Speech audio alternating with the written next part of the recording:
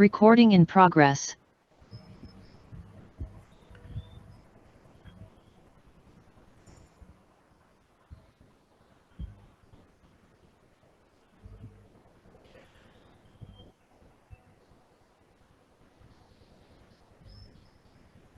Baik, kita mulai teman-teman semuanya. Selamat siang. Assalamualaikum warahmatullahi wabarakatuh. Waalaikumsalam warahmatullahi wabarakatuh. Ya, baik, kita mulai untuk pertemuan kedua kali ini setelah sebelumnya di pertemuan pertama kemarin minggu lalu ya, kita membahas tentang paradigma pemrograman secara general. Kita bahas mungkin sedikit sejarahnya juga bagaimana perkembangan paradigma pemrograman. Kemudian kita juga mengenal beberapa paradigma pemrograman populer sekaligus implementasinya di C++ ya. Minggu lalu kita sudah coba beberapa paradigma mulai dari imperatif programming, deklaratif programming, kemudian ke functional programming, procedural programming, dan kali ini kita akan coba bahas pokok bahasan utama, topik utama dari mata kuliah kita yaitu object oriented programming yang juga merupakan salah satu paradigma pemrograman populer dan banyak diterapkan di berbagai jenis aplikasi ya, di berbagai jenis ataupun tipe software engineering development program. Mulai dari web, baik itu back end, front end, kemudian ke mobile juga object oriented programming ini mungkin ada yang menerapkan juga ya, termasuk dikombinasikan dengan berbagai pendekatan pola arsitektur. Misalnya kalau di web itu ada OOP plus desainnya adalah MVC misalnya, model view controller. Atau mungkin ada yang lain MVVM dengan berbasis objek dan lain-lain ya. Termasuk juga untuk pemrograman desktop application, kemudian library atau package ya yang mungkin barangkali teman-teman pergunakan di berbagai bidang termasuk di data science, analytic data, machine learning, artificial intelligence, banyak package atau library yang dibangun dengan pendekatan object oriented programming sehingga di dalamnya kita kenal ada data, ada method dan seterusnya. Nah, kali ini kita akan coba membahas mengenai object oriented programming termasuk nanti implementasinya ya. Harapan saya di pertemuan kali ini sih kita bisa mulai untuk membangun ya bagaimana objek di C++ itu cara membangunnya bagaimana. Terutama yang kita bahas adalah class based object oriented programming. Nah, untuk presensi QR code tadi sudah saya share ya di awal, nanti di akhir seperti biasa akan saya share kembali, plus jangan lupa nanti di akhir untuk mengisi feedback yang akan di-share oleh fasilitator kelas untuk pertemuan kali ini. Baik, kita mulai teman-teman ya. Apa itu object oriented programming? Nah, object oriented programming ini merupakan salah satu paradigma yang minggu lalu juga sudah kita singgung ya beberapa kali tentang OOP, termasuk sejarahnya. Dan ini merupakan salah satu paradigma pemrograman yang mengedepankan objek sebagai aktor utamanya. Jadi dalam suatu script, dalam suatu program ya, dalam satu repository, itu pendekatan utamanya adalah objek sebagai first citizen ya. Kalau di functional programming kan sering dibilang function as the first citizen. Nah, kalau di object oriented programming, aktor utamanya adalah objek. Di mana objek itu terbentuk dari sebuah kelas. Kalau class based object oriented programming ya. Nah, objek ini secara umum ya, in general mengandung data dan yang kedua mengandung behavior. Jadi objek yang dimaksud di sini adalah objek in real world.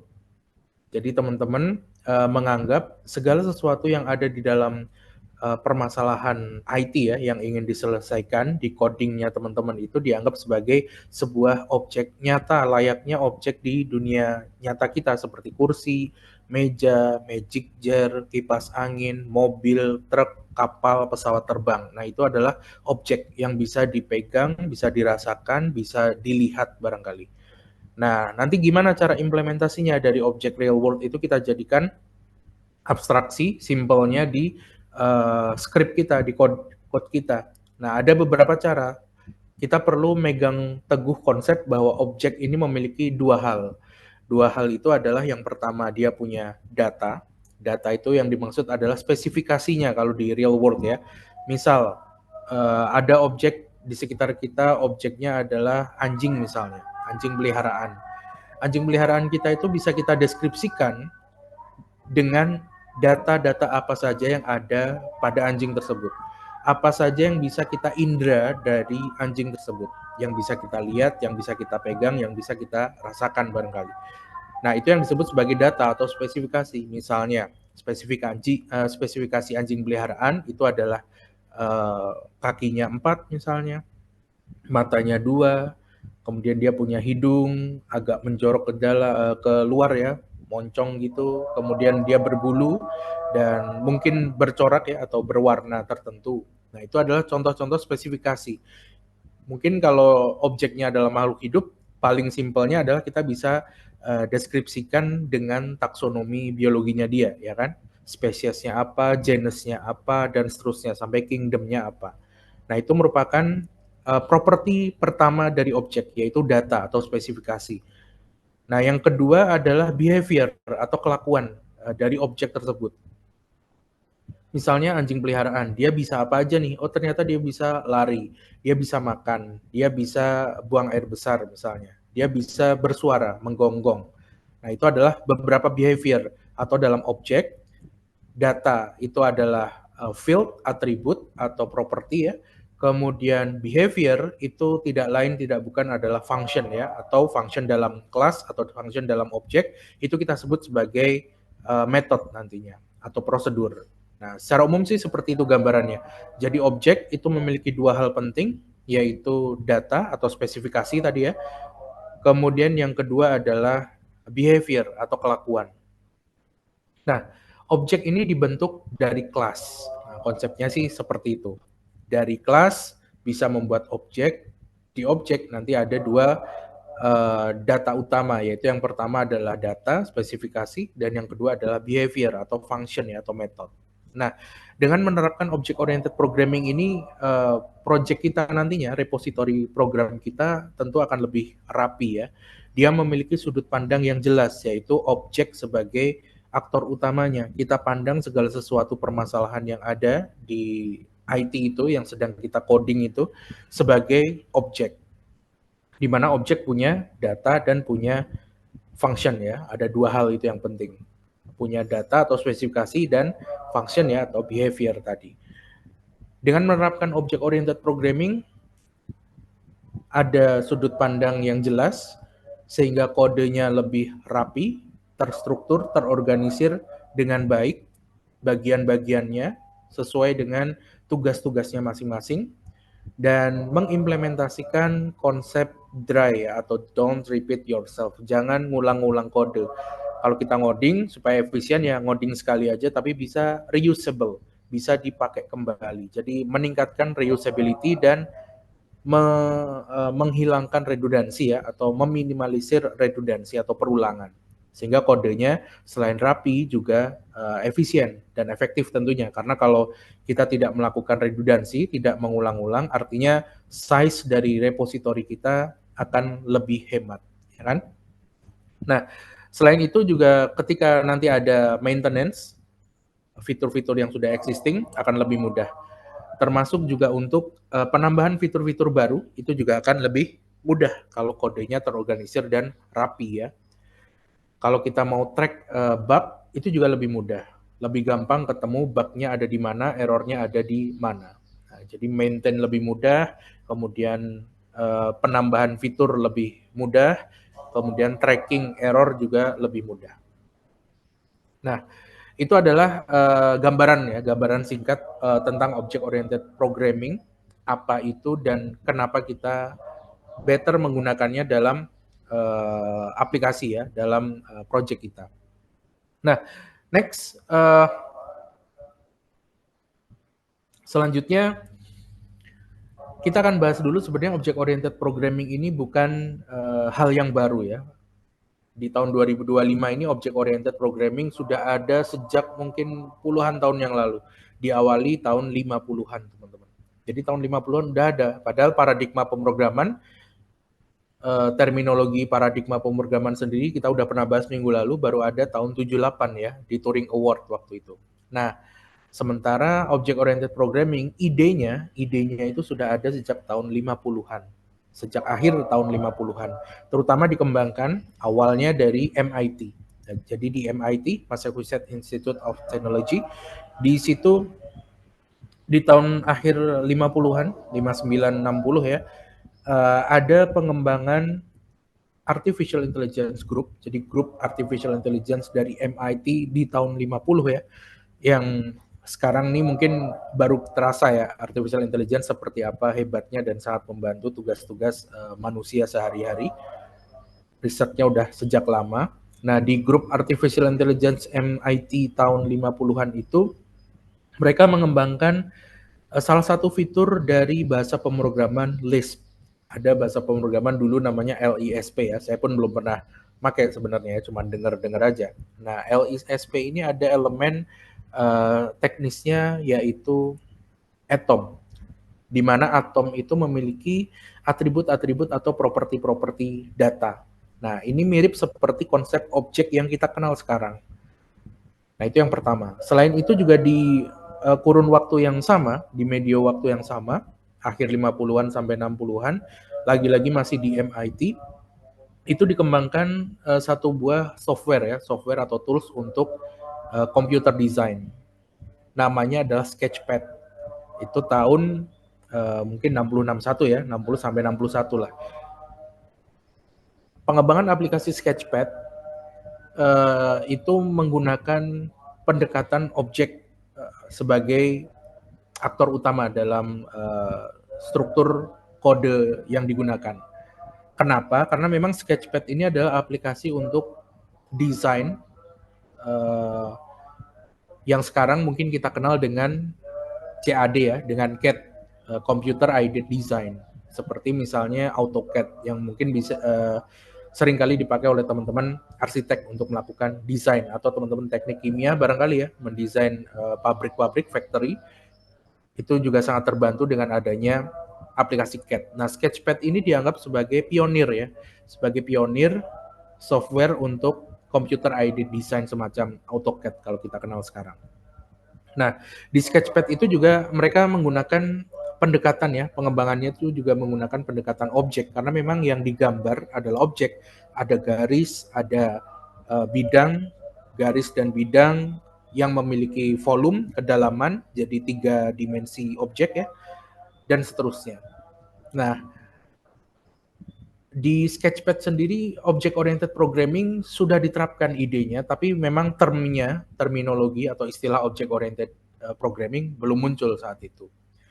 Selain pengembangan LISP tadi, Lisp dan Sketchpad, lagi-lagi di MIT di medio waktu yang sama, sekitar tahun 60-an.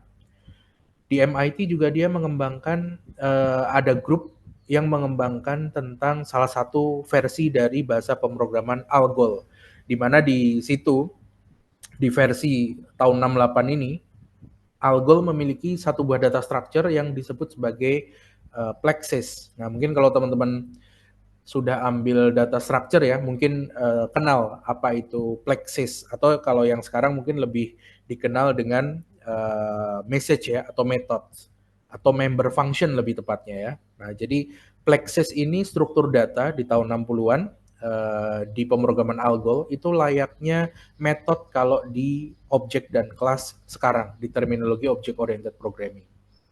Nah, dari 3 pengembangan software berbasis objek yang dikembangkan oleh MIT di tahun 50-an 60-an ini teman-teman, ini perkembangannya perlahan-lahan semakin banyak yang terinspirasi. Salah satunya adalah software Simula namanya.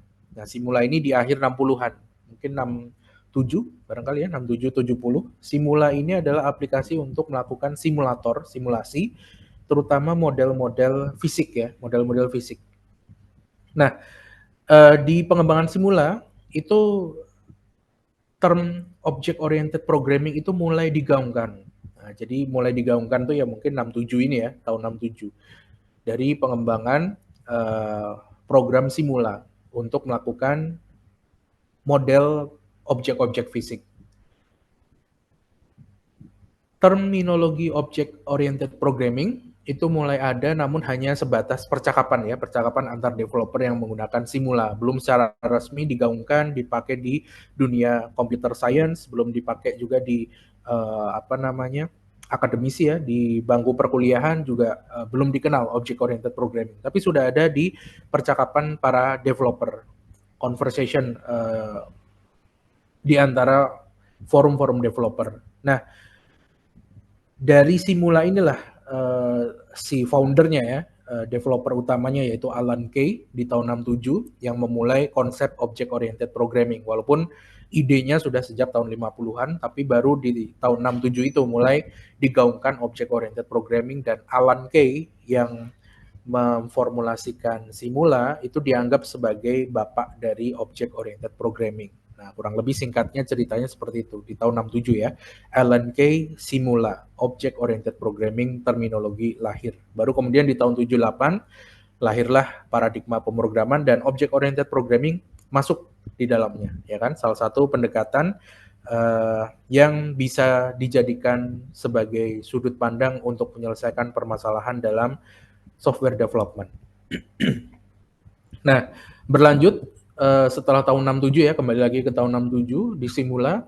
Setelah itu mulai bermunculan tuh ada banyak bahasa pemrograman atau tools ya yang mulai mendeklarasikan diri menggunakan object oriented programming.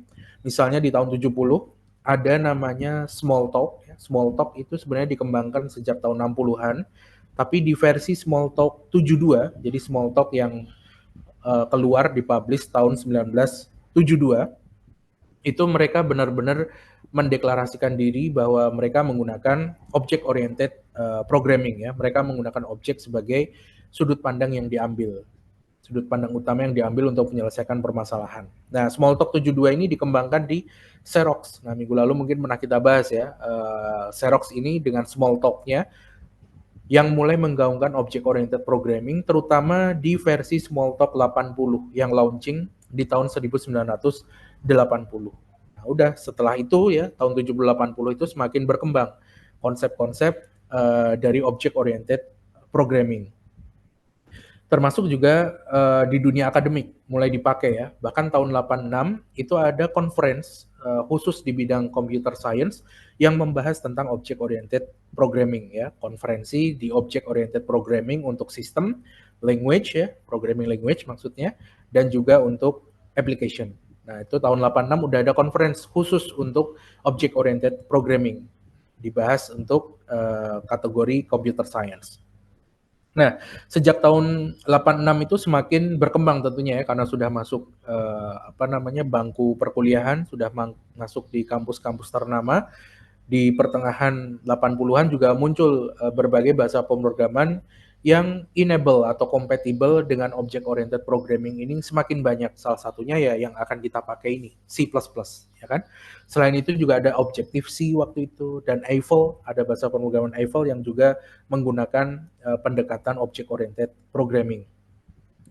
Terus berlanjut sampai di tahun 90, bisa dibilang masa keemasan bagi object oriented programming ya, karena di tahun 90-an object oriented programming ini dianggap sebagai cara utama untuk ngoding, untuk membuat sebuah solusi di bidang IT, membuat aplikasi. Nah, itu cara pandang utamanya adalah object oriented programming. Sehingga banyak bermunculan juga bahasa pemrograman baru ataupun tools-tools baru ya yang menggunakan pendekatan OOP ini. Misalnya ada VisualFox Pro, ada Delphi yang mungkin teman-teman familiar ya dengan Delphi. Di Apple macOS juga ada namanya Cocoa Framework, itu pakai Objective-C, dan karena Objective-C juga pakai pendekatan OOP, maka dia juga enable ya.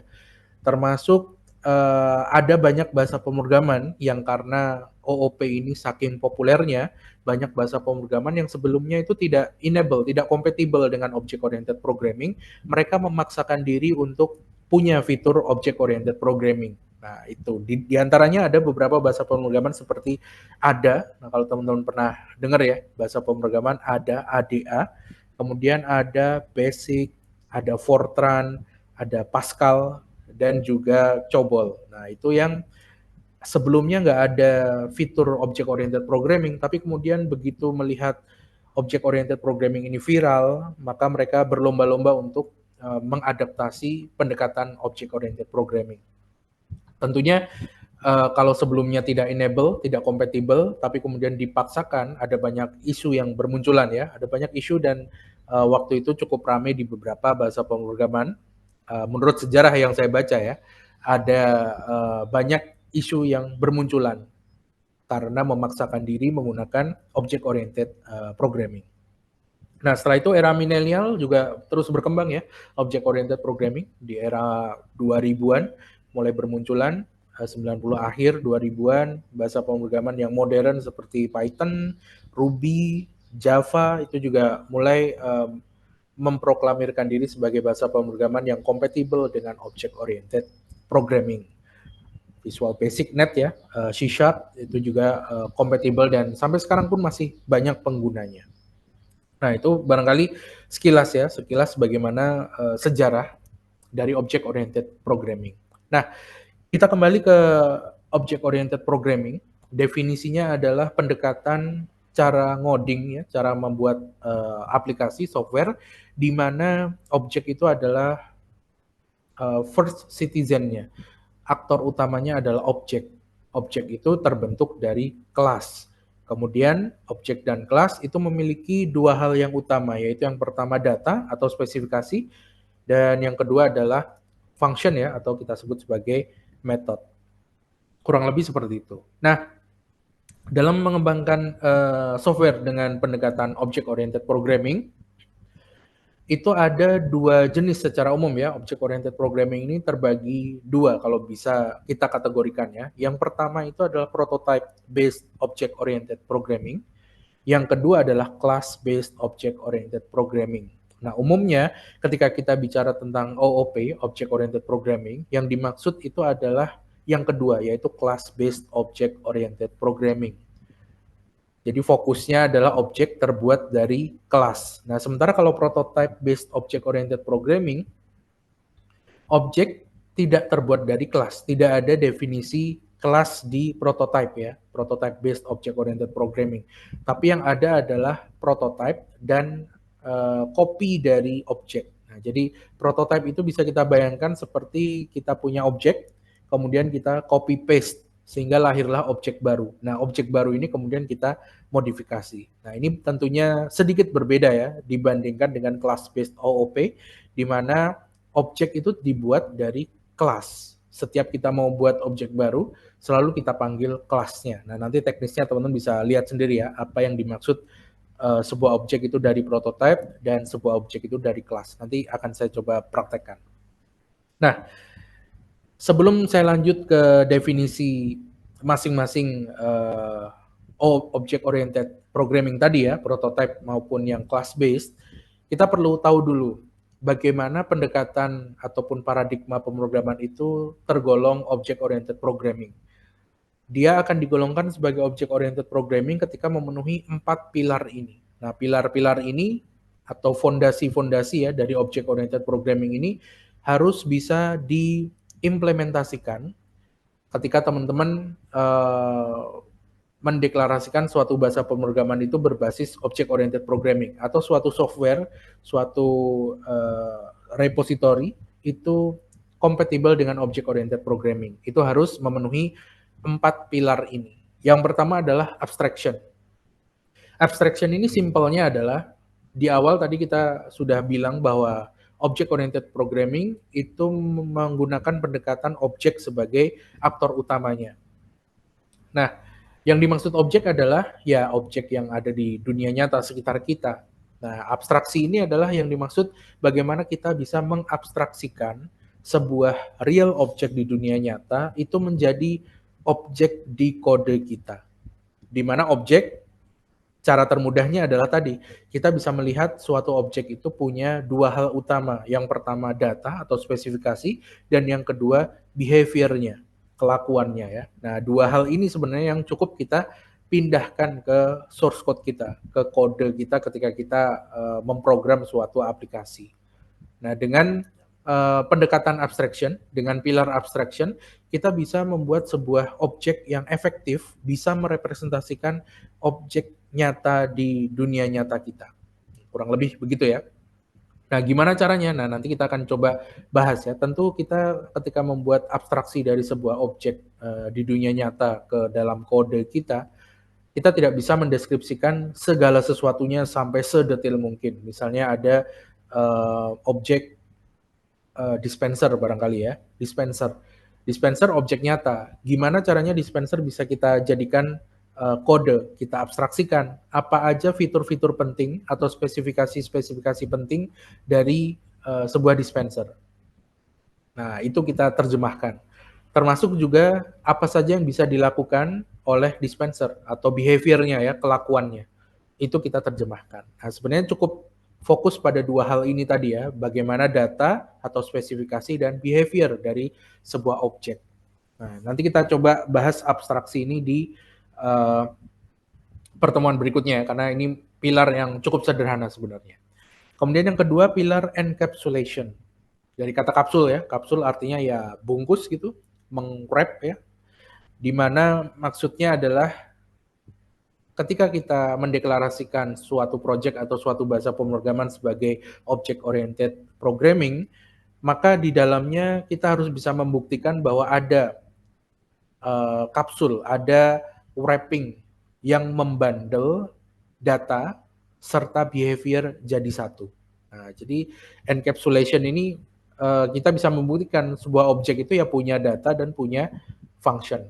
Punya data atau nanti kita sebut sebagai atribut ya, property, field, dan juga dia punya function atau kita bisa sebut dia sebagai method atau prosedur.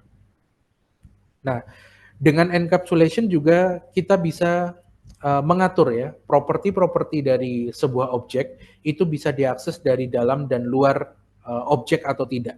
Nah, ini juga bisa kita set ya, kita bisa set nanti mana saja properti yang sifatnya public bisa diakses dari luar dan mana saja yang sifatnya private tidak bisa diakses dari luar atau bisa tapi dengan teknik tertentu dan mana juga properti yang sifatnya protected. Nah, protected. Nah, nanti kita bahas itu ya di pertemuan mendatang. Apa itu public, private, dan protected terminologi pada encapsulation object oriented programming. Nah, ini nanti terutama membahas mengenai access identifier ya atau access modifier atau disebut juga access specifier. Nah, yang ketiga, kemudian ada namanya pilar inheritance. Nah, sebuah repository atau project yang menggunakan pendekatan object oriented programming, dia harus memiliki fitur ini. Fitur inheritance. Apa inheritance itu? Secara bahasa mungkin warisan ya. Nah, artinya kita bisa membuat sebuah kelas itu dari kelas yang lain. Artinya saya punya parent class dan subclass ya, child class. Kita bisa membuat sebuah kelas yang dia mewarisi properti-properti data dari kelas lainnya. Nah, ini adalah konsep inheritance sehingga konsep ini nanti akan memudahkan teman-teman dalam mengorganisir kode, kemudian kodenya lebih terstruktur dan tentu saja hierarki dari kelas itu akan nampak. Nah, hierarki ya atau apa namanya itu jenjang barangkali ya, jenjang dari sebuah kelas itu akan terlihat sehingga teman-teman bisa membuat representasi objek yang lebih oke, lebih bagus. Karena seperti ini contohnya. Saya punya kelas anjing misalnya, kelas anjing. Nah, saya juga punya kelas misalnya Dalmatian. Di mana Dalmatian itu punya semua properti data dari kelas anjing. Tapi dia punya fitur tambahan, misalnya coraknya total atau bentol-bentol ya. Nah, itu hanya dimiliki oleh Dalmatian. Nah, selebihnya dia memiliki fitur-fitur dari kelas anjing in general ya, anjing peliharaan secara umum. Dia punya kaki 4, mata 2, bisa berlari, bisa menggonggong misalnya. Spesifikasi dan behavior dari kelas anjing. Nah, itu adalah konsep inheritance. Ada satu kelas mewarisi properti-properti dari kelas lain dan dia pun bisa menambahkan properti milik dia sendiri. Nah, secara umum sih kayak gitu. Nanti teknisnya kita pelajari juga di pertemuan berikutnya ya. Dan yang keempat adalah konsep polymorphism. Nah, polymorphism ini arti letter lucknya tentu adalah banyak bentuk ya. Polymorph.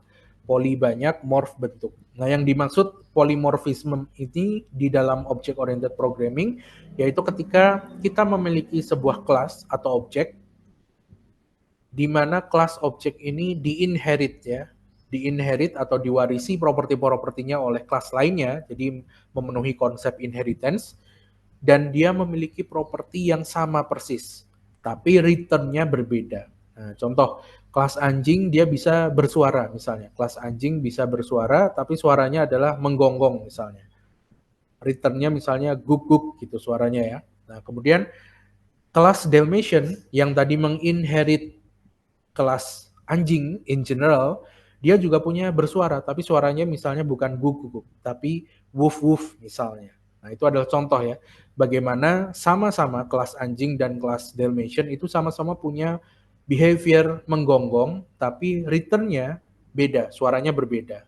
Tapi sama-sama kita sebut itu menggonggong. Nah, itu yang mungkin gambaran singkat mengenai polymorphism. Nah, begitu ya. Ini 4 pilar secara theoretical dulu, nanti teknisnya kita bahas minggu depan. Nah, untuk kali ini kita akan coba fokus pada apa itu objek, apa itu kelas, dan bagaimana cara membuat objek dan kelas, terutama di bahasa pemrograman C++ ya. Nah, sekarang kita akan coba bahas kembali ke tipe-tipe object oriented programming tadi ya. Ada dua, yaitu prototype based object oriented programming dan class based object oriented programming. Kita ke prototype based object oriented programming terlebih dahulu. Nah, prototype based object oriented programming ini adalah paradigma pemrograman berbasis objek, hanya saja di sana tidak ada istilah kelas. Nah, tidak ada istilah kelas.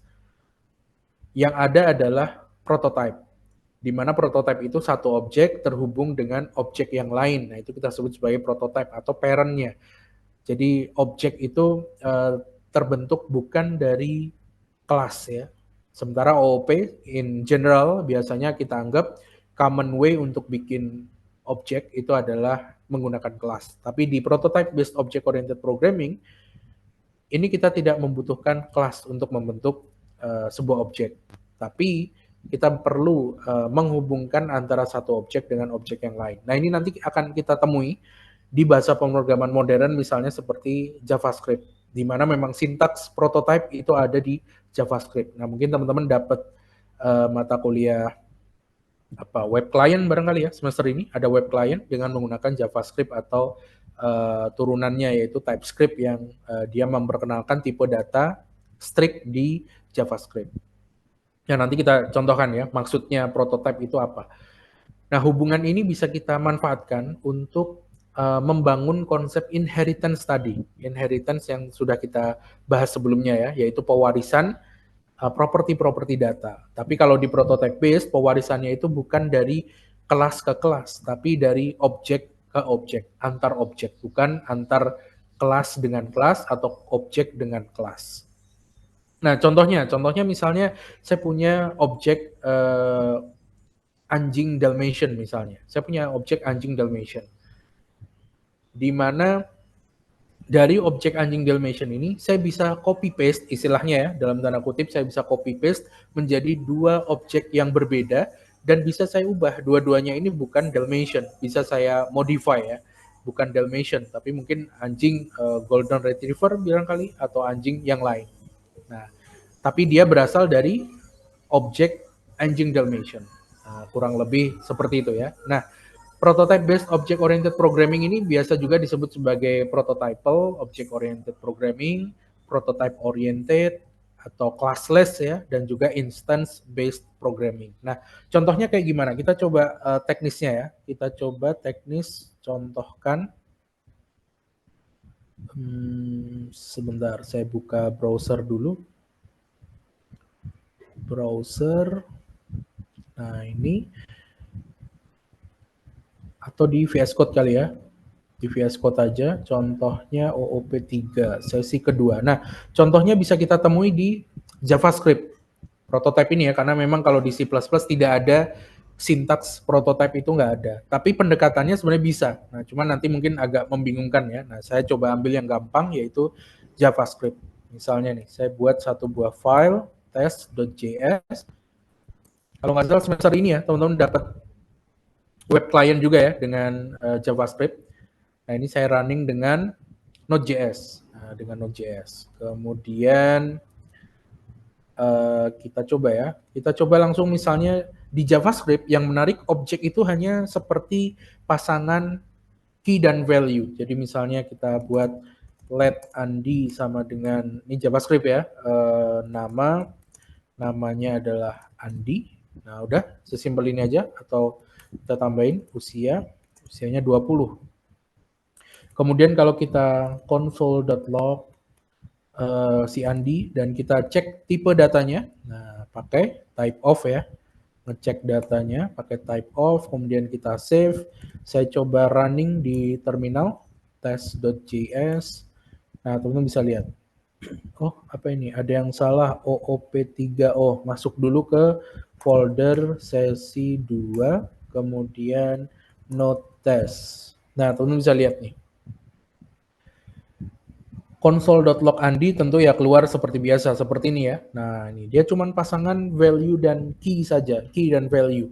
Kalau di kalau di Python mungkin namanya apa tuh? Dictionary ya. Di Golang mungkin namanya map ya, map. Nah, di bahasa pemrograman lain juga banyak bentuk struktur data yang merupakan pasangan key dan value. Nah, dan kalau teman-teman cek tipe dari Andi, dia adalah objek. Nah, memang objek ini juga salah satu hal yang penting di JavaScript ya. Segala sesuatu di JavaScript adalah objek. Nah, tapi definisi objek di JavaScript ini menarik. Berbeda dengan bahasa pemrograman yang lain ya. Secara definisi, kalau kita ngomongin object-oriented programming, di JavaScript juga sebenarnya ada. Kelas, constructor itu juga ada. Tapi kesannya seperti dipaksakan ya, karena kita bikin objek tinggal begini aja udah jadi, nggak perlu kita bikin kelas atau constructor, walaupun itu ada ya, sintaks kelas dan constructor, pembentukan objek dari kelas di JavaScript itu ada. Nah, tapi kalau kita teman-teman cek nih, teman-teman print ya, keluarnya cuman value-nya aja, nama dan usia. Nah, kita coba ke habitat asli dari JavaScript, yaitu di browser. Coba ya, kita ke browser. Di browser teman-teman bisa buka konsolnya ya, inspect, kemudian console. Nah ini, disinilah JavaScript habitatnya aslinya ada di sini. Coba kita deklarasikan X sama dengan 12, oke.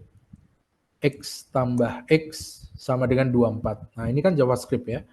Misalnya const A sama dengan, saya bikin string misalnya, A. Kalau saya punya A, enter A plus AA, ya kan? Kita coba assign value baru, misalnya A sama dengan 21. Pasti error, ya kan? Kenapa error? Karena di sini saya deklarasikan variabelnya dengan const, artinya dia harus konstan. Selamanya variabel A ini nilainya harus A, tidak bisa kita assign value baru 21. Nah, seperti ini nggak boleh. Nah, kita coba bikin objek di sini ya.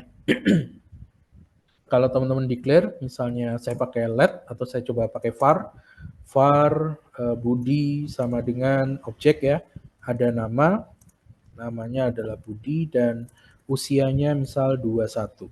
Kita eksekusi dan coba kita panggil Budi. Nah, teman-teman bisa lihat nih, keluar value-nya dan di sebelah kiri ini bisa kita collapse ya, bisa kita klik, nah akan muncul seperti ini. Di situ teman-teman bisa temukan yang namanya prototype. Nah, coba kalau kita klik, di sini ada properti underscore proto underscore. Nah, ini cuman intermezzo ya, saya cuman mengenalkan prototype based object oriented programming. Kalau teman-teman mau tahu ini apa, mungkin lebih tepat di mata kuliah yang pakai JavaScript ya. Mungkin di web client ya, kalau nggak salah pakai JavaScript TypeScript. Nah, sekarang saya akan coba tunjukkan inheritance dengan menggunakan prototype, yang mana konsepnya adalah tadi copy paste dari sebuah objek ke objek yang lain. Nah, copy paste yang bisa dilakukan itu sesimpel ini. Misal saya punya let variabel baru ya, Caca, tadi kan Budi ya. Caca, di mana Caca sama dengan Budi. Kalau kita print si Caca, nah keluar nih, Caca juga punya properti yang sama dengan Budi, yaitu nama Budi, usia 21. Nah, ini basicnya copy paste cuman gini doang. Nah, sekarang kita coba konsep inheritance atau pewarisan properti pada objek berbasis properti ya. Nah, prototype. Caranya gimana? Misal nih, kita cek si Budi. Nah, Budi tadi dia punya prototype ya. Di sini ada underscore proto. Saya coba masukkan data baru ke sana. Nah, misalnya saya declare si Andi dulu. Si Andi, dia punya kota misalnya. Nah, dia punya kotanya di Jakarta. Maka saya punya Andi, isinya kota Jakarta, dan saya punya Budi, nama Budi usia 21. Nah, sekarang kalau saya deklarasikan seperti ini, underscore proto, Budi dot underscore proto underscore sama dengan Andi, artinya saya akan masukkan properti dari Andi, objek Andi, ke dalam properti proto yang dimiliki oleh variabel Budi, objek Budi ya. Kalau saya eksekusi, kita print si Budi, teman-teman bisa lihat nih. Kita collapse. Nah, teman-teman bisa lihat di bagian bawahnya nih, prototipenya sekarang ada 2 collapse ya. Collapse pertama prototipe kota Jakarta, collapse selanjutnya baru objek dari si Andi ya. Si Andi, karena kota ini kan tadi dari Andi. Nah, teman-teman bisa lihat di sini Budi sekarang sudah punya kota. Kalau kita print Budi underscore proto, dia punya kota Jakarta. Nah, secara umum mungkin ini ya, saya cuma mengenalkan doang, dan yang cara paling mudah adalah dengan JavaScript, karena memang di JavaScript sintaks prototype itu ada dan bisa dimanfaatkan di sana. Nah, kurang lebih ini yang disebut sebagai prototype based object oriented programming. Nah, jadi ilustrasinya di situ saya kasih ada 2 shape itu ya, ada 2 bangun lingkaran, di mana salah satunya itu copy paste dari lingkaran lainnya. Nah, kurang lebih seperti itu. Nah, konsep prototype ini juga sudah ada mungkin tahun 90-an, sejak object oriented programming ini mulai tenar ya, di masa keemasan object oriented programming. Semua berlomba-lomba memiliki fitur object oriented programming. Research, penelitian, conference, jurnal banyak membahas khusus tentang object oriented programming. Bahkan ada cabang ilmu object oriented design, object oriented analysis untuk object oriented programming. Begitu. Bisa dimengerti teman-teman ya? Nah, kurang lebih begitu. Nah, tapi yang akan kita bahas di mata kuliah ini, object oriented programming yang dimaksud adalah yang kedua, yaitu object oriented programming. Class based ya. Class based object oriented programming. Nah, ini yang akan dibahas di mata kuliah ini, dan ketika orang-orang bilang OOP, biasanya merujuk pada class based object oriented programming. Nah, class based object oriented programming ini adalah tipe OOP yang standar, yang common ya. Ketika kita bilang OOP pasti merujuknya ke class based object oriented programming, di mana setiap objek itu merupakan hasil template ya, atau hasil creation dari sebuah kelas. Nah, di kelas ini dia mendefinisikan data apa saja yang dimiliki oleh sebuah objek, termasuk properti ataupun metode ya, function atau behavior apa saja yang bisa dilakukan oleh si objek. Setiap objek dari sebuah kelas itu tentunya memiliki data dan juga function atau behavior yang sama dengan kelasnya. Ya, karena kelas adalah template atau cetakan untuk membuat objek. Nah, ibaratnya seperti itu. Nah, objek di dalam object oriented programming berbasis kelas itu dibuat dengan metode spesial yang disebut sebagai constructor.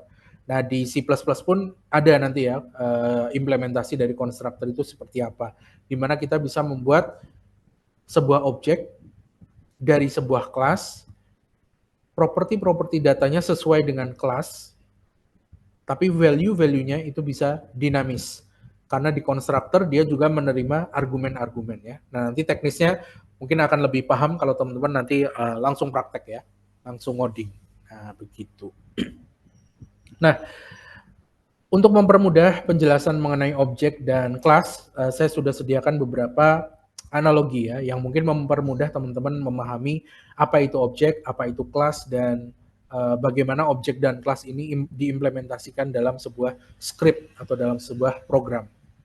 Nah, teman-teman bisa membayangkan, tapi sebelum ke analogi, teman-teman perlu pegang juga ya, pegang basic kaidah-kaidah yang tadi sudah kita sepakati atau sebenarnya sudah disepakati oleh para researcher, para ilmuwan tentang object oriented programming, termasuk developer di dalamnya. Bahwa kelas dan objek itu punya dua aspek utama, yaitu data dan behavior. Nah, udah seperti itu aja, singkat ya. Dan objek itu berasal dari kelas. Kelas itu bertugas untuk membuat objek. Nah, udah, sesimpel itu. Analoginya, teman-teman bisa bayangkan kelas itu adalah nama kelompok dari sekumpulan objek. Nah, tentunya karena dia dikelompokkan, tentu harus ada spesifikasi yang sama ya, spesifikasi atau behavior yang sama antar objek. Misal, di sini saya punya beberapa image, ada gambar buah-buahan ya, ada raspberry, apple, cherry, strawberry, dan tomat. Di mana kelima objek ini tentu objek yang berbeda. Apel dengan tomat tentu berbeda, rasanya berbeda, teksturnya berbeda, pohonnya juga tentu berbeda, kemudian manfaatnya berbeda, kandungannya berbeda, rasanya pun berbeda. Nah, tapi dari kelompok ini kita bisa ambil spesifikasi atau ciri yang sama. Di sini saya ambil pendekatannya adalah mereka memiliki kesamaan pada warnanya. Nah, maka kita bisa kelompokkan kelima buah ini dalam satu kelompok dengan nama buah berwarna merah. Oke ya. Sorry. Nah, kelas itu bisa teman-teman bayangkan sebagai nama kelompok dari sekumpulan objek. Nah, tentu nama kelompok ini merepresentasikan ciri-ciri apa yang ada pada objek-objek yang ada di dalam kelompoknya. Nah, contohnya seperti ini. Jadi kelasnya itu adalah buah merah, objek-objeknya itu ya raspberry, apple, cherry, strawberry, tomat, ataupun buah-buahan lain ya, buah-buahan lain yang punya warna merah, misalnya buah naga merah, oke, kemudian semangka ya, dagingnya warnanya merah, dan lain-lain. Begitu. Bisa juga teman-teman analogikan, kelas dan objek itu adalah kategori dari objek. Misal di sini saya ilustrasikan dengan gambar mobil ya, ada Pajero, ada Palisade, dan ada Fortuner, di mana ketiga mobil ini masuk ke dalam kelas SUV, mobil SUV, kategorinya adalah SUV. Sehingga kita bisa ambil kesimpulan bahwa tiga mobil ini merupakan objek dari kelas SUV. Nah, kurang lebih kelas itu seperti itu. Kategori dari sekumpulan objek. Atau yang lebih mendekati dari implementasi teknisnya, saya analogikan seperti ini. Kelas itu ibarat cetakan atau template dari objek. Nah, di ilustrasi ini, teman-teman bisa lihat di situ ada cetakan jelly ya, cetakan jelly atau jelly mold, di mana dari cetakan jelly itu teman-teman bisa lihat, bisa memunculkan banyak jelly dengan berbagai warna dan mungkin berbagai rasa. Nah, ini adalah contoh bagaimana implementasi object oriented programming berbasis kelas. Jadi kelasnya itu adalah si cetakan jelly, sementara objeknya itu adalah hasil cetakannya, yaitu ada jelly warna orange, ada biru, ada warna merah, ada warna coklat, dan mungkin ada warna lain dengan rasa yang berbeda. Nah, ini adalah contoh dasar ya, analogi dari kelas dan objek. Jadi kelas itu simpelnya bisa teman-teman bayangkan sebagai nama kelompok dari sekumpulan objek, bisa juga nama kategori dari sekumpulan objek, atau bisa teman-teman pandang sebagai cetakan ya. Kelas itu adalah cetakan atau blueprint dari sebuah objek. Objek yang lahir dari sebuah kelas tentu merepresentasikan data-data yang ada pada kelasnya. Ya kan? Contohnya di cetakan jelly ini. Cetakan jelly-nya teman-teman bisa lihat itu bentuknya seperti itu ya, seperti kerang, shell. Ketika kita bikin jelly dengan cetakan jelly berbentuk kerang ini, maka jelly-nya bisa dipastikan bentuknya pasti kerang. Setidaknya ada ciri-ciri yang sama dengan kelasnya. Walaupun kita bisa bereksperimen, kita bisa memodifikasi, berkreasi di sana. Kreasinya di mana? Bukan pada bentuknya, bentuknya kerang, tapi mungkin warna dan rasanya berbeda. Termasuk teksturnya barangkali ya, ada yang mungkin jelinya sangat padat, ada yang gampang dipotong misalnya. Nah, kurang lebih seperti itu analogi dari kelas dan objek. Nah, secara teknis kita bisa gambarkan juga kelas dan objek ini dengan menggunakan UML atau Unified Modeling Language. Nanti kita bahas ini UML di kelas dan objek pada Object Oriented Programming itu di pertemuan terpisah, teman-teman ya. Nah, UML atau Unified Modeling Language ini banyak digunakan terutama di project IT ya untuk menggambarkan banyak hal. Mulai dari misalnya kalau teman-teman bermain dengan database, itu kita punya ada namanya entity relationship diagram. Jadi diagram untuk menggambarkan hubungan antar kolom dalam database misalnya.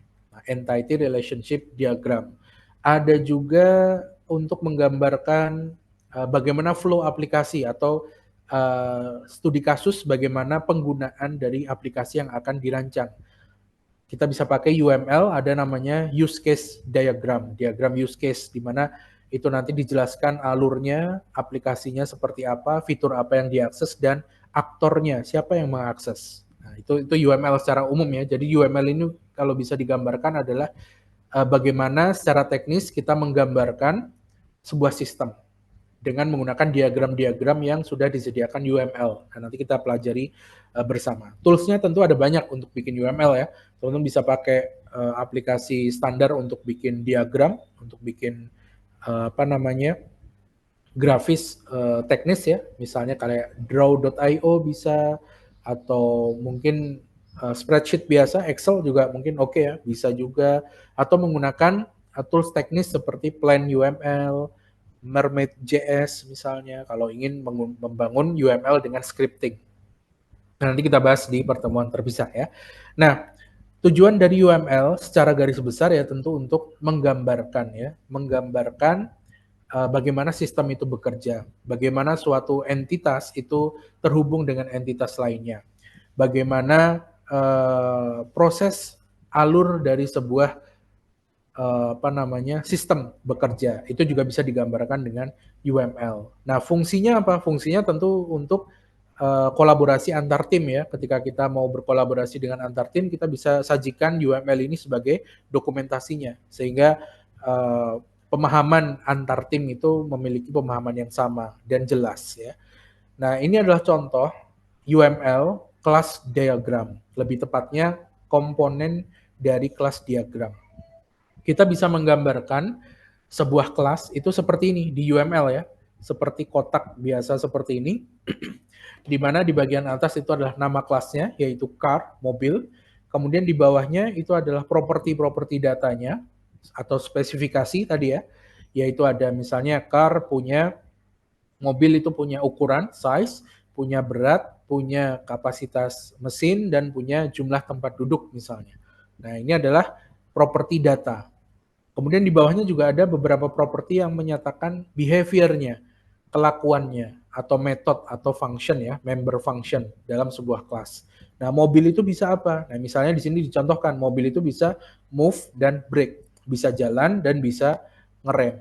Nah, sesimpel itu. Jadi kita bisa gambarkan sebuah kelas yang mau kita tulis nanti kodenya itu dalam bentuk komponen UML class diagram. Nah, begitu juga dengan objek. Kalau kita punya kelas car, kelas mobil seperti ini, maka kita bisa buat juga gambaran objek seperti apa yang nanti bisa dibuat dari kelas seperti ini. Nah, misalnya kayak gini. Di situ saya punya sebuah kotak, namanya Avanza, .2 car. Artinya, Avanza ini adalah objek, dan objek ini dibuat dari kelas car, kelas yang sebelumnya ini. Nah, dia punya apa aja propertinya? Punya size, weight, engine, dan seat. Maka objek Avanza juga akan punya properti data size, weight, engine, dan seat. Nah, penulisannya seperti ini kalau sudah jadi objek, komponen objek. Jadi Avanza itu adalah objeknya, dia dibuat dari kelas car, Dia punya properti data size-nya berapa, weight-nya berapa, engine berapa, dan seat-nya berapa. Nah, ini adalah contoh ya, bagaimana penggambaran kelas dan objek pada UML, Unified Modeling Language. Nah, untuk apa kita juga menggambarkan objek? Ya sebagai contoh nyata ya, contoh real nyata, concrete example dari kelas yang sudah kita gambarkan. Nah, walaupun pada teknis implementasinya yang paling sering dipakai ya kelas diagram ya, objek diagram ini jarang dipakai. Karena dari satu kelas kita bisa bikin ratusan, ribuan, bahkan mungkin jutaan objek ya, dengan properti data yang berbeda. Nah, dengan menggunakan UML Object Diagram, ini teman-teman juga bisa memodelkan ya skenario yang mungkin akan jalan di program kita.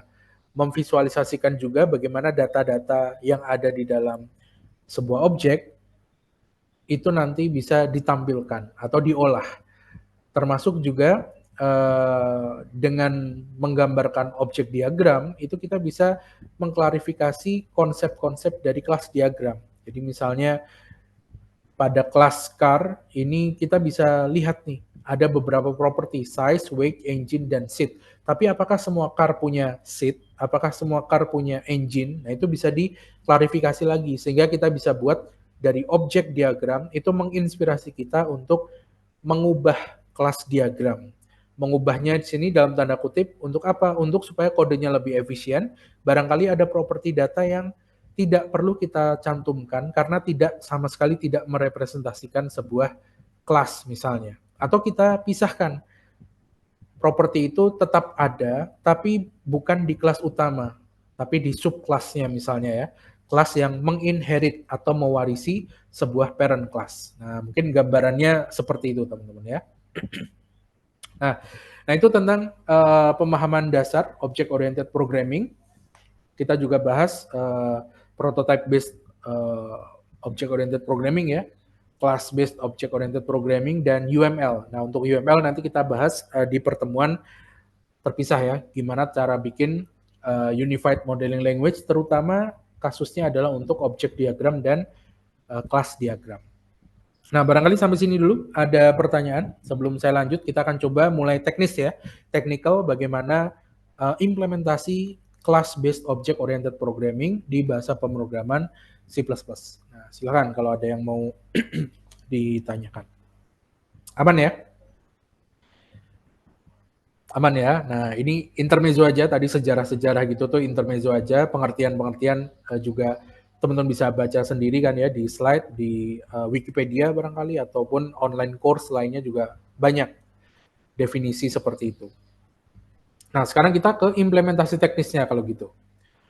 Gimana cara implementasi objek dan kelas di C++ terutama yang kita pergunakan ya di kelas ini.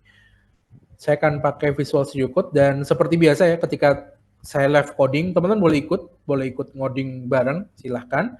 Tapi better sih teman-teman simak aja dulu, lihat flow-nya, lihat bagaimana saya menjelaskan juga baris per barisnya sehingga teman-teman paham.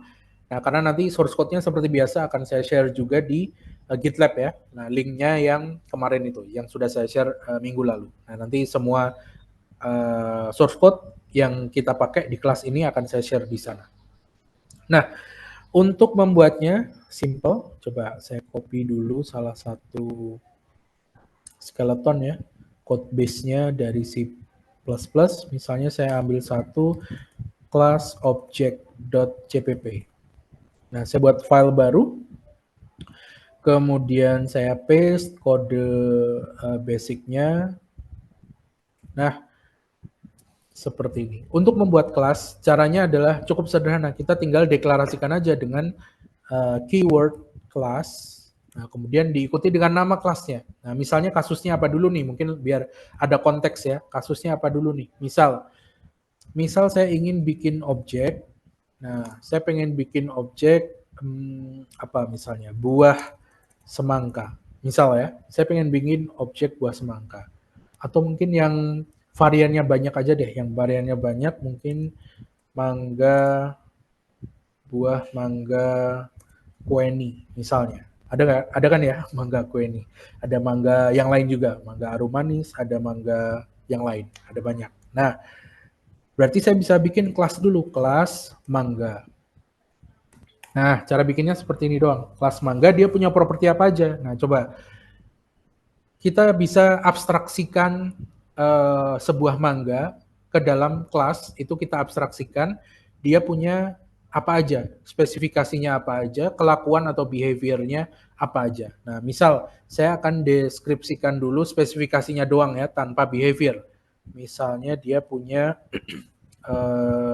warna, misalnya integer warna. Nah, warna saya kasih kuning ya, warna ini warna daging buahnya ya, integer, string harusnya ya, string warna sama dengan kuning. Nah, kemudian saya kasih properti lagi, misalnya rasanya. Nah, rasanya apa? String juga, manis misalnya. Nah, sesimpel itu. Nah, dari kelas mangga ini, nanti kita bisa bikin objek buah mangga kueni.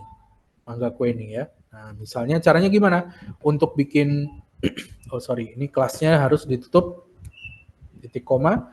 Kemudian untuk bikin objek, caranya cukup sederhana. Tinggal panggil nama kelasnya, spasi objek atau nama variabel atau nama objek yang ingin teman-teman bikin. Misalnya, mangga kueni. Nah, seperti ini aja.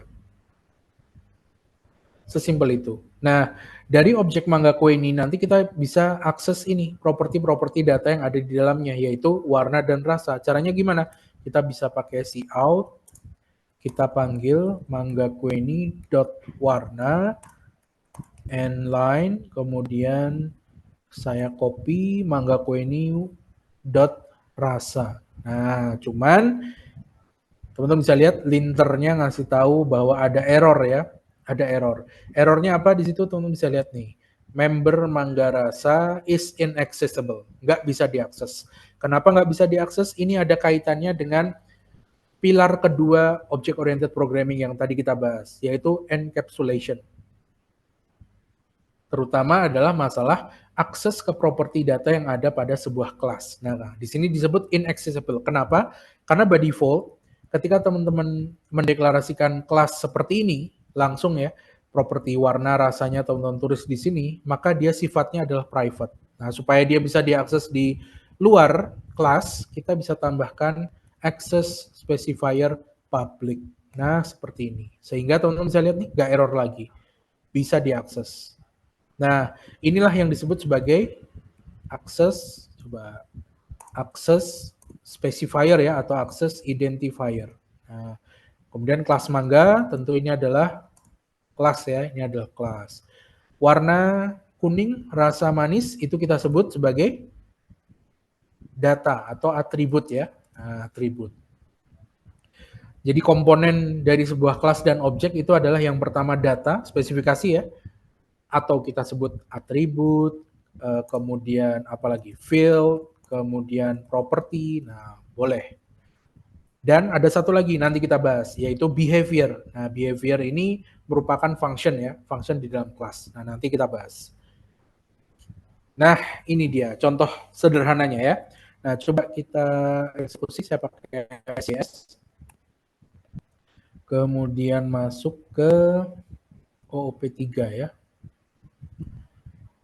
Oke, sebentar. Oke.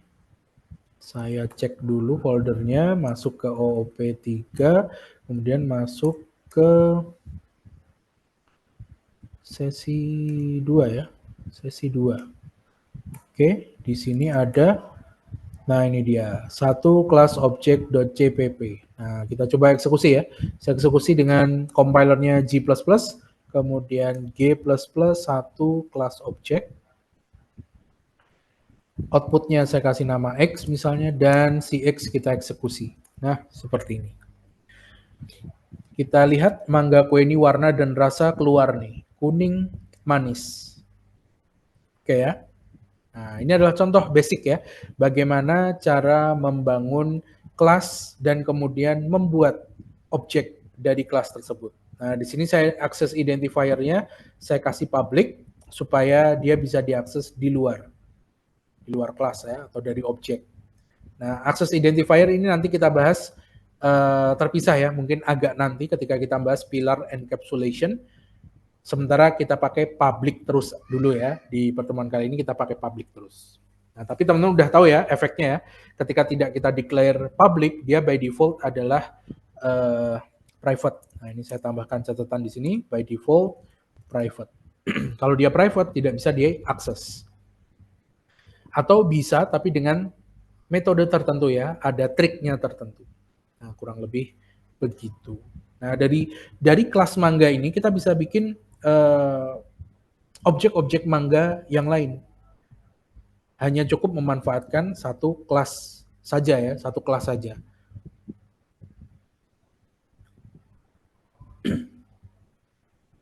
Oke ya, bisa dimengerti teman-teman ya. Nah, ini adalah cara dasar bagaimana membuat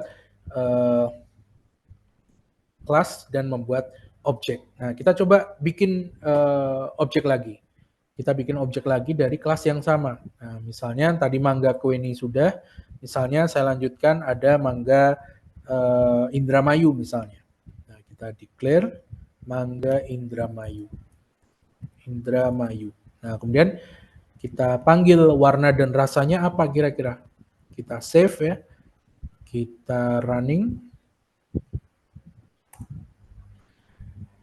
Kita cek mangga Indramayu punya warna dan rasanya apa. Nah, teman-teman bisa lihat di sini. Mangga Indramayu juga punya warna kuning dan rasanya manis. Kenapa? Karena objeknya adalah objek statis. Di dalam objek ini kita deklarasikan bahwa warnanya itu pasti akan selalu kuning dan rasanya itu pasti akan selalu manis. Nah, ini kita sebut sebagai kelas yang statik. Nah, kelas yang statik ya, static class. Static class. Nah, ini kelas, kemudian jika atributnya itu punya value statis ya, maka dia disebut sebagai static class. Nah, maka objek yang dibuat dari sebuah kelas yang statik, objek-objeknya itu akan kembar identik, sama persis. Teman-teman mau bikin mangga Queenie, mangga Indramayu dari kelas mangga yang kita buat ini, yang kelas statik, maka hasilnya akan sama. Mangga yang benar-benar sama, warnanya sama, rasanya sama. Kita mau bikin mangga yang lain, mangga golek, mangga arum manis misalnya, itu juga nanti akan menghasilkan objek mangga yang sama, warna dan rasanya sama persis. Nah, kalau kayak gini gimana dong? Bukankah kita bisa seharusnya kita bisa bikin objek yang berbeda kalau kita analogikan dengan tadi di slide ada jelly dan cetakan jelly. Cetakannya satu tapi jelinya bisa bermacam-macam, warnanya beda, rasanya beda. Ya, itu bisa kita lakukan dengan membuat kelas yang tidak statik tentunya. Nah, itu ada tekniknya. Teknik yang pertama adalah kita assign value ke dalam variabel atau atribut dari sebuah objek, atau yang kedua nanti kita akan coba pelajari yang namanya constructor. Oke ya. Nah, kalau kita mau bikin mangga tapi warna dan rasanya berbeda gimana? Nah, ini ada beberapa pendekatan. Cara yang pertama adalah kita bisa assign value. Nah, yang kedua lewat assignment.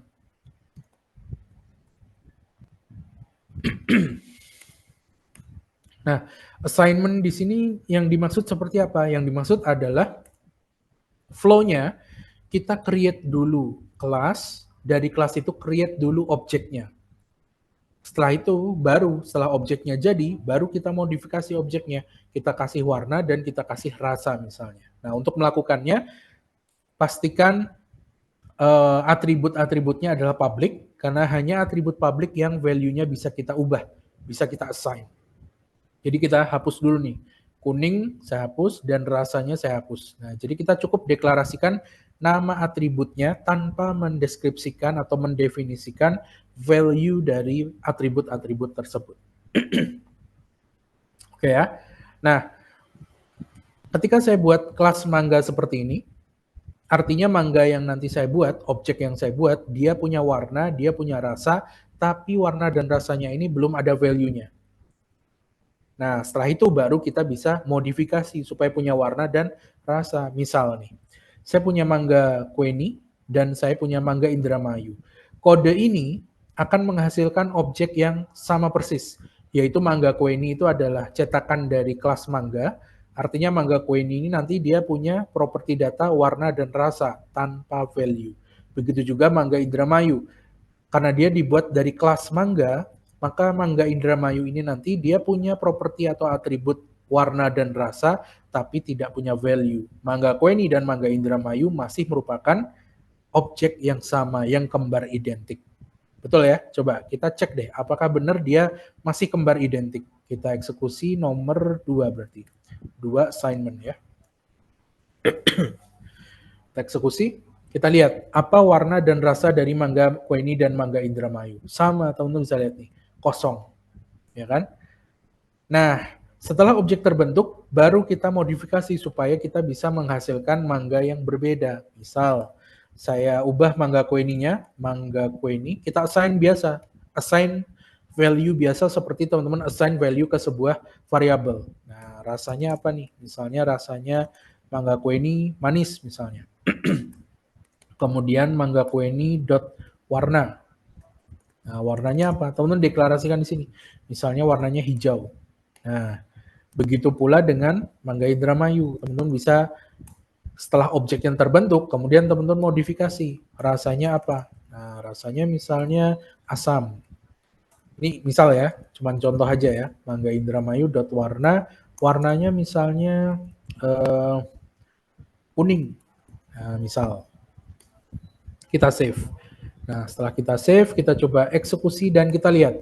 Sekarang teman-teman akan memiliki dua buah objek yang berbeda. Walaupun dibentuk dari kelas yang sama. Masuk akal ya teman-teman ya? Jadi gimana cara kita bisa mengoptimalkan penggunaan suatu kelas supaya kita bisa bikin objek yang beraneka ragam. Pendekatan pertama adalah kita buat dulu objeknya. Maka ketika kita bikin objek, itu adalah objek yang sama ya, yaitu mangga, punya warna, punya rasa, tapi nggak tahu warna rasanya apa, kosong. Nah, setelah objek terbentuk, baru kita assign value. Kita masukkan value ke dalam properti atau atribut-atribut mangga atau objek yang kita buat tersebut. Nah, jadi kita bikin mangga, kemudian kita masukin rasanya apa, warnanya apa. Sehingga kita sekarang punya satu buah kelas dengan dua buah objek yang berbeda. Kalau script yang pertama tadi kan satu buah kelas, kelasnya statik ya, karena kita assign value di atribut kelas, maka objek yang terbentuk akan kembar identik. Berapapun objek yang kita buat ya, mau 1.000.000, mau 5 juta, pasti objeknya kembar identik, sama, properti-properti datanya sama. Nah, sedangkan pendekatan yang kedua, kita menggunakan assignment value. Jadi kelasnya udah ready, kemudian kita deklarasikan objek-objeknya. Setelah objek dibentuk dari kelas, kita modifikasi dengan meng-assign value ke setiap atribut yang ada. Nah, sehingga di sini sekarang saya punya mangga Queenie dengan rasa manis dan warnanya hijau, serta mangga Indramayu dengan rasa asam tapi warnanya kuning. Nah, misalnya begitu. Bisa dimengerti teman-teman sampai sini? Oke ya. Ada pertanyaan barangkali? Sebelum saya lanjut nih. Nah, ini konsep dasar ya, bagaimana bikin kelas dan bagaimana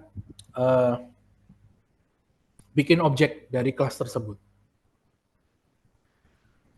Nah, silakan, ada pertanyaan? Aman ya? Nggak ada ya? Kalau tidak ada, saya lanjutkan. Nah, kita lanjut ya. Kita lanjut. Nah, nanti source code-nya akan saya share di GitLab, teman-teman bisa akses di sana seperti biasa. Nah, selanjutnya saya close saja internal terminalnya di sini, kemudian saya copy paste. Kemudian yang ketiga berarti sekarang kita kenalan dengan method. Nah, di awal tadi saya sudah bilang bahwa sebuah kelas dan objek itu memiliki dua komponen utama. Yang pertama adalah data atau spesifikasi ya. Spesifikasi sudah kita implementasikan nih, misalnya pada kelas mangga kita punya data atau spesifikasi apa aja, yaitu warna dan rasa. Nah, itu adalah data atau spesifikasi. Yang kedua adalah behavior-nya. Behavior dari sebuah kelas atau objek itu apa.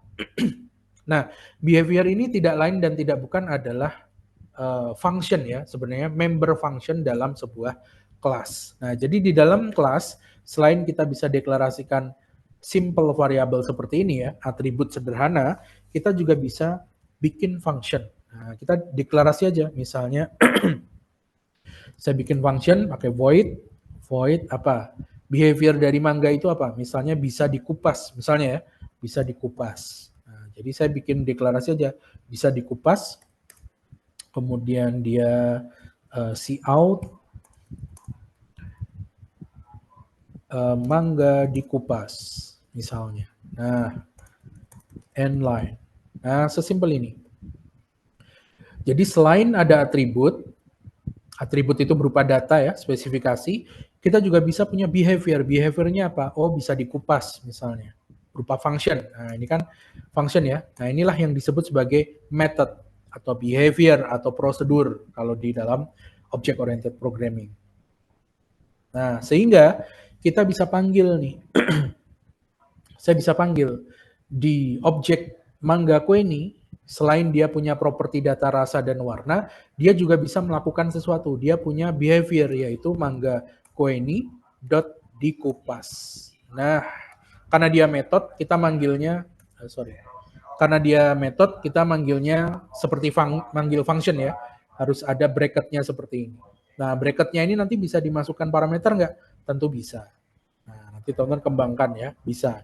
Jadi mangga kue ini dikupas, kemudian di sini juga saya panggil si mangga Indramayu untuk dikupas. Kalau misalnya objeknya anjing misalnya, berarti behaviornya adalah bisa menggonggong misalnya, atau berlari, ya kan? Kalau objeknya mobil, seperti di contoh UML, gambar UML di slide tadi, berarti metodenya adalah move dan break, ya kan? Nah, itu contohnya. Nah, coba kita eksekusi, kita save, dan saya eksekusi G++ file nomor 3 ya. Nah, itu yang disebut sebagai method atau behavior. Nah, teman-teman bisa lihat nih, tuh. Jadi mangga kue ini selain punya rasa manis dan warna hijau, dia punya metode yang bisa dipanggil, yaitu dikupas. Ketika metode itu dipanggil, ya dia akan memproses ya, dia akan memproses apa aja yang ada di body functionnya, di body metodenya. Nah, di sini kebetulan cuman string doang ya, ngeprint string mangga dikupas. Nah, sehingga keluarlah seperti ini. Begitu juga dengan mangga Indramayu. Nah, ini yang kita sebut sebagai method. Yang kita sebut sebagai method.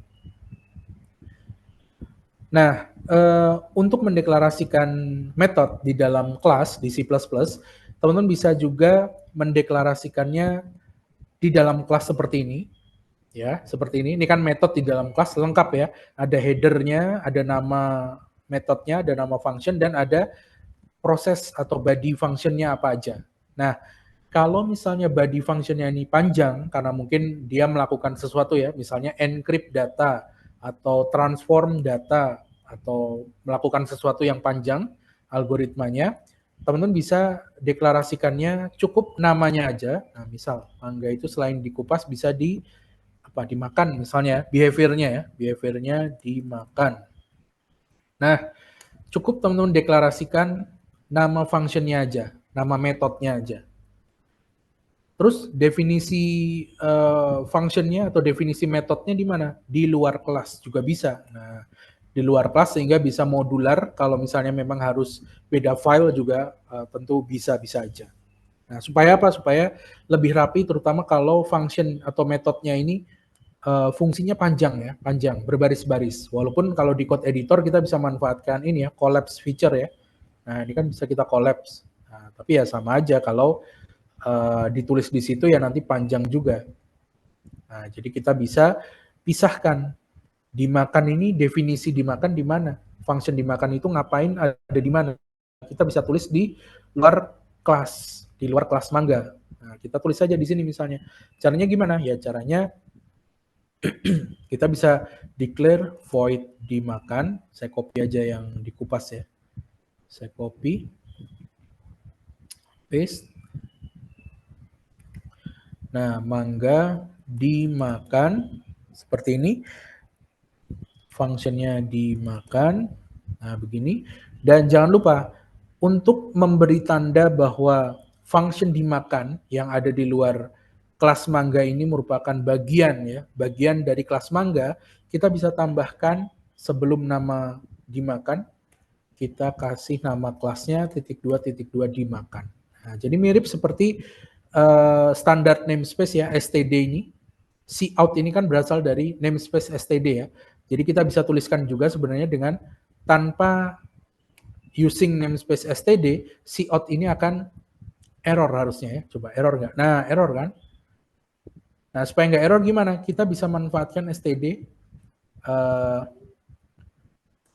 dengan menulis seperti ini. Nah, tidak error kan? Tuh. Karena memang cout ini berasal dari standard namespace. Nah, kalau kita uncomment, kita bisa hapus std di depannya. Nah, begini, ya kan? Nah, sama itu juga berlaku dengan penulisan metode ataupun atribut di luar kelas. Di mana metode atau atribut itu merupakan bagian dari kelas, kita bisa deskripsikan atau definisikan seperti tadi. Nah, begitu. Oke ya. Nah, sekarang kita coba panggil si dimakan. Mangga kueni dot dimakan dan mangga kueni dot dimakan. Nah, begini. Kita coba save. Kita run.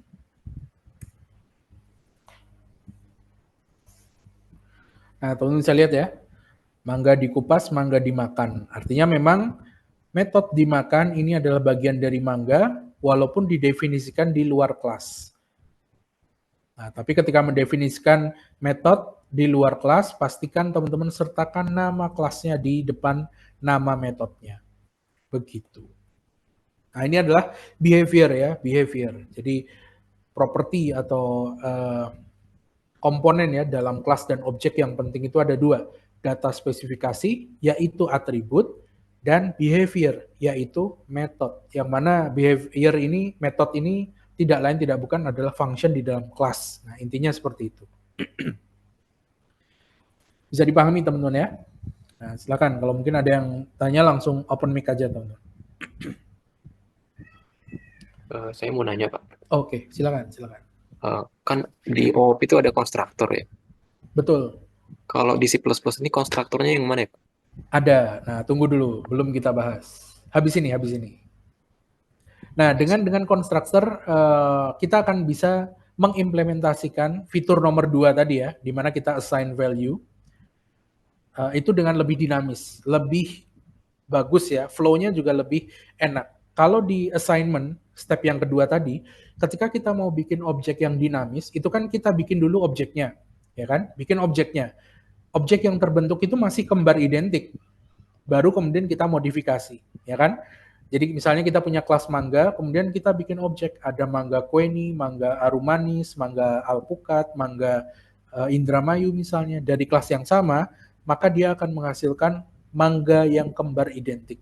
Baru setelah itu kita bisa assign value ke setiap atribut untuk membuat objek-objek itu jadi berbeda, ya kan?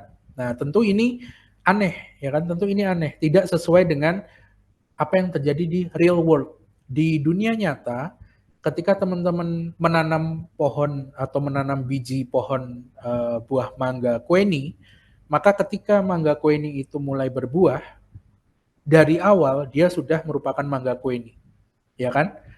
Sementara kode kita yang di nomor 2 tadi, itu kita nanam pohon, muncul buah mangga, mangganya ini mangganya ini default gitu ya, mangganya ini tidak punya warna, rasa, ciri-ciri spesifik. Baru kemudian ketika dia sudah jadi buah mangga, kita modifikasi. Nah, itu kan tidak seperti real world ya. Harusnya ya ketika dia mulai kuncup, mulai berbunga, itu nantinya buahnya otomatis langsung jadi mangga sesuai dengan spesifikasi yang ada. Nah, ini bisa kita lakukan dengan konstruktor nanti. Nah, nanti ya, mungkin kalau teman-teman agak bingung, nanti kita lihat teknisnya ya. Kita lihat teknisnya. Baik, ada lagi silakan tentang metode barangkali. Simpel ya, gampang kan ya. Nah, nanti dari sini teman-teman bisa coba selesaikan sebuah kasus dengan pendekatan object-oriented programming. Nah, supaya gampang mungkin awali dulu dari imperative programming. Jadi yang lurus ya, dari atas ke bawah. Ngoding dari atas ke bawah, step by step. Setelah oke, dapat hasilnya. Nah, coba ubah pandangan teman-teman ya. menggunakan konsep object oriented programming. Nah, nanti di situ baru terasa challenge-nya kalau memang belum terbiasa menggunakan object oriented programming. Begitu barangkali ya. Nah, kalau sudah tidak ada pertanyaan, saya lanjut lagi. Nah, saya akan coba bahas yang barusan ditanyakan Mas Zaki ya, constructor. Karena memang constructor dalam object oriented programming itu adalah salah satu aspek yang bisa kita manfaatkan untuk membangun objek dari sebuah kelas. Nah, kita coba tambahkan satu file nomor 4 ya, constructor.cpp. Mungkin saya copy dulu constructor. Nah, sekarang saya hapus dulu contoh yang di bawah. Mungkin saya hapus. Oke. Fungsi dimakannya, metodenya saya hapus juga ya, biar lebih slim code-nya. Nah, kalau kita menggunakan pendekatan nomor 2 tadi, teman-teman, ketika bikin objek, maka dari suatu kelas, maka semua objeknya itu akan kembar identik. Supaya dinamis, kita ubah ya, setelah objek terbentuk, baru kita ubah. Nah, kita modif nih di sini. Nah, ketika di baris 12 dan baris 18, Mangga Indramayu dan Mangga Kue ini adalah mangga yang identik. Yaitu dia punya warna, punya rasa, tapi belum ada value-nya. Dia punya atribut warna, punya atribut rasa, tapi nggak ada value-nya. Ya kan? Baru kemudian di baris 13-14 dan di baris 19-20, kita assign value ke atribut rasa dan warna. Nah, tentu kalau seperti ini cara mainnya, kode kita nantinya tidak efisien, tidak efektif. Setiap kali kita bikin objek dari kelas, setelah bikin kita harus modifikasi. Nah, tentu painful ya, effort banget kita harus melakukan itu setiap kali bikin objek. Sementara kalau kita nggak melakukan itu, maka nanti objeknya adalah objeknya kembar identik semuanya. Objek yang sama persis. Karena kelasnya adalah kelas statik. Nah, ya kan? Make sense ya? Nah, sekarang hadir constructor untuk menanggulangi permasalahan barusan. Dengan constructor, kita bisa membuat objek dinamis lebih mudah, lebih simple tanpa melakukan assignment value secara manual ke setiap atribut yang ada pada objek. Nah, contohnya gimana? Contohnya begini, cara bikin constructor nih. Saya kasih constructor. Masih di dalam kelas ya. Constructor di dalam kelas. Constructor itu pada hakikatnya adalah function yang spesial, method yang spesial, special method. Di sini method teman-teman udah tahu ya, method itu ya function di dalam kelas, simpelnya seperti itu. Nah, constructor itu adalah method yang spesial, artinya function di dalam kelas yang spesial. Spesialnya apa? Spesialnya karena nama dia harus merupakan nama kelas. Supaya jadi constructor, nama dia adalah harus nama kelas. Jadi saya bisa deklarasikan di sini mangga. Nah, seperti ini. Bikin function aja biasa. Nah, begini. Inilah yang disebut constructor. Jadi metode spesial di dalam kelas yang penamaannya adalah nama kelas dan dia bisa menerima beberapa properti. Beberapa argumen ya, argumen function atau property function. Untuk apa kita menyisipkan property function pada constructor? Bisa kita manfaatkan untuk beragam hal, salah satunya untuk assignment value dari atribut yang nantinya akan dibuat objeknya dari kelas tersebut. Nah, misal di sini saya punya properti warna dan rasa. Nah, maka di constructor mangga ini saya bisa deklarasikan argumen, dia menerima dua argumen, misalnya warna dan rasa. Nah, coba. Dia menerima string color misalnya, dan dia menerima string rasa, taste misalnya. Nah, kemudian di dalam method constructor ini, dalam constructor, saya bisa deklarasikan bahwa warna dari objek yang nanti dibuat dari kelas mangga, itu adalah si color. Nah, ini properti argumen yang kita sisipkan ke dalam constructor mangga. Nah, nanti kita lihat efeknya, teman-teman ya, pelan-pelan. Kemudian rasanya adalah taste. Nah, begini. Warna adalah color, rasa adalah taste-nya. Nah, ini titik koma ya. Nah, begini. Nah, kemudian bikin objeknya gimana? Coba saya hapus dulu yang Mangga Indramayu.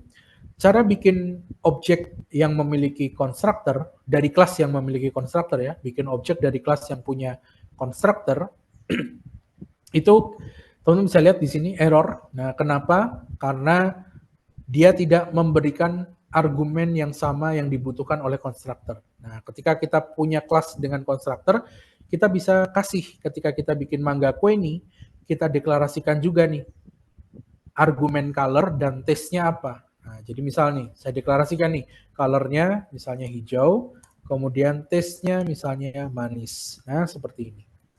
Kalau kita save, kita lihat apa yang terjadi pada Mangga Queenie, warna dan rasanya. Kita eksekusi. Nomor 4 ya, constructor. Dan teman-teman bisa lihat. Nah, dia hijau manis. Keuntungannya di mana kita pakai konstruktor? Keuntungannya jelas, teman-teman bisa bikin objek yang baru. Nah, misal saya bikin Mangga Alpukat.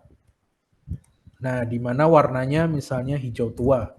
Kemudian rasanya misalnya asam manis, misal ya.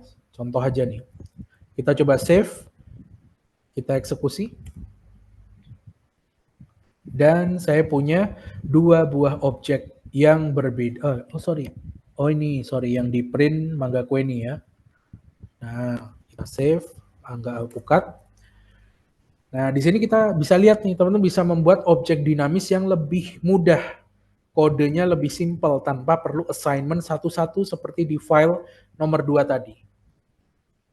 Ya kan?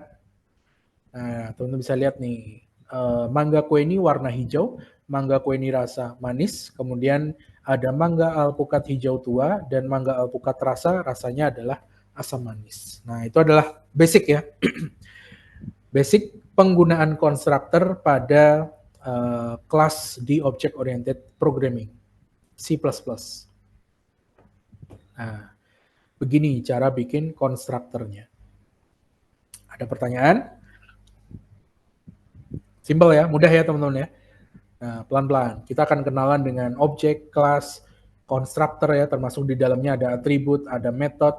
Setelah kita paham fondasi atau fundamental dari object oriented programming, yaitu kelas, objek, atribut, metode, konstruktor, nah kita bisa beralih lagi nanti ke bagaimana studi kasus penyelesaian suatu persoalan dengan menggunakan sudut pandang object oriented programming. Begitu. Nah, konstruktor ini kan metode ya. Coba saya copy ya. Cara pembuatan konstruktor, karena dia adalah metode, maka dia juga bisa kita deklarasikan seperti file ketiga tadi, teman-teman. Masih ingat nggak? Di file ketiga, tadi kita punya sebuah metode yang kita deklarasikan body function-nya di dalam kelas. Ada juga yang kita deklarasikan body function-nya di luar kelas, seperti ini. Ya kan? Nah, karena konstruktor itu adalah metode, special method ya, maka kita bisa lakukan hal yang sama. Nah, coba saya paste konstruktor nomor 5 misalnya. Nah, maka saya juga bisa lakukan seperti tadi, metode dimakan ya pada file sebelumnya, file nomor 3. Caranya gimana? Caranya ya sama persis. Kita tinggal di sini deklarasikan aja Mangga. Coba saya copy dulu deh. Biar nanti enak ya. Tinggal copy paste. Saya deklarasikan begini aja, cukup deklarasikan Mangga string color string taste misalnya. Jadi ada nama function atau nama konstruktornya diikuti dengan argumen-argumennya jika ada. Nah, baru kemudian kita deklarasikan body function atau body metodenya ya, body method dari konstruktor itu di luar kelas. Nah, seperti ini. Dan jangan lupa jangan lupa kita juga perlu deklarasikan nama kelasnya. Mangga. Nah, begini kan ya. Mangga, kemudian dia ikut konstruktor. Mangga itu kelas, kemudian nama konstruktornya, yang mana nama konstruktornya adalah nama kelas itu juga, maka Mangga _2 Mangga. Nah, seperti ini. Kemudian kita di dalam functionnya kita deklarasikan nih. warnanya adalah color, dan rasanya adalah taste. Nah, ini juga sama, nanti akan jalan. Nah, ini disebut constructor dengan external definition ya. Nah, constructor external definition constructor. Kenapa? Karena definisi metodenya ada di luar ya, definisi constructor ada di luar kelas. Sama seperti file nomor 3 tadi. Nah, function dimakan di dalam kelas saya cuman ngasih tahu saya akan punya function atau metode namanya dimakan. Sementara dimakan itu ngapain? Nggak tahu ya kan. Body function-nya kita jelaskan di luar kelas. Nah, ini berarti external definition method. Nah, sedangkan yang barusan kita coding, ini namanya adalah external definition constructor. Nah, kita coba save ya, save dan kita coba running, jalan apa enggak. Harusnya sih running ya, sorry. Harusnya file nomor 5 ya, nomor 5. G++ constructor 5. Harusnya hasilnya sama. Nah, betul ya, hasilnya sama. Hijau manis, hijau tua, asam manis. Nah, ini bisa konstruktor seperti ini, eksternal ya, metode eksternal ataupun konstruktor eksternal bisa teman-teman implementasikan jika body function-nya, body method ataupun body konstruktornya itu misalnya panjang berbaris-baris. Nah, itu mungkin lebih bijak teman-teman pisahkan dari kelasnya supaya kelasnya tidak terlihat gemuk gitu ya, tidak terlihat kurang rapi. Nah, jadi supaya rapi teman-teman bisa lakukan definition eksternal semacam ini. Nah, itu teman-teman barangkali basic ya, bagaimana kita sudah mempelajari basic object oriented programming, kemudian kita juga mempelajari bagaimana bikin kelas, bagaimana bikin objek, bagaimana mendeklarasikan atribut, bagaimana melakukan assignment atribut, bagaimana juga kita bisa membuat metode di dalam kelas. Kemudian kita juga mengenal constructor, yang salah satu fungsinya kita bisa membuat objek yang dinamis dengan lebih mudah dibandingkan pakai model file nomor 2 tadi ya, assignment value one by one ke setiap atribut, tentu itu akan painful ya, makan waktu, takes time, effortnya lebih besar, dan tentunya ngodingnya jadi mungkin lebih berantakan kalau atributnya itu banyak sekali. Nah, kurang lebih begitu. Nah, sampai sini barangkali teman-teman ada pertanyaan sampai sini. Nanti source code, slide akan saya share juga. Slide-nya by default seperti biasa, slide dari saya dan dari dosen koordinator Pak Hedi akan saya share di Adlink, dan saya usahakan 2 jam sebelum kelas sudah bisa teman-teman akses, udah ada di sana. Kemudian source code nanti mungkin setelah kelas ya, setelah kelas atau besok saya share ke GitLab, teman-teman bisa pull dari sana atau bisa baca-baca di sana. Nah, barangkali ada pertanyaan, silahkan.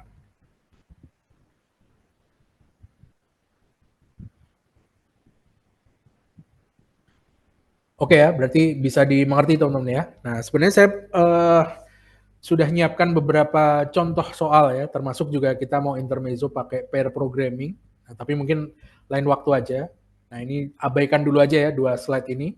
Nanti kita bahas minggu depan. Minggu depan kita akan coba lanjutkan pembahasan object oriented programming. Kita coba fokus ke beberapa pilar yang ada di OOP dan implementasinya dengan C++. Nah, kita akan coba kenalan abstraction, encapsulation, kemudian di minggu berikutnya kita kenalan dengan konsep inheritance dan juga polymorphism di C++ seperti apa.